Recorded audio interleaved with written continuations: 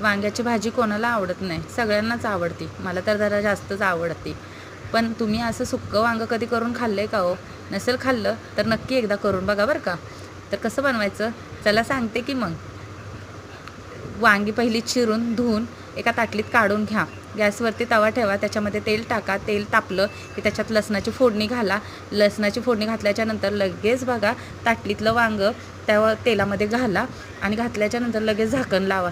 झाकण थोडा वेळ झाकल्याच्यानंतर काढून साईडला ठेवा आणि नंतर त्याच्यामध्ये चटणी मीठ चवीनुसार टाका आणि थोडंसं हलवून घेतल्याच्यानंतर परत ताट झाका.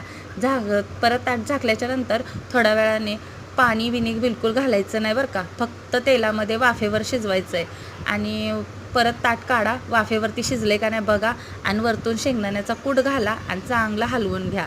आणि ही भाजी खरंच एक नंबर होते बरं का, लई भारी. आणि माझा व्हिडिओ आवडल्यास माझ्या व्हिडिओला लाईक शेअर आणि सबस्क्राईब करा. धन्यवाद.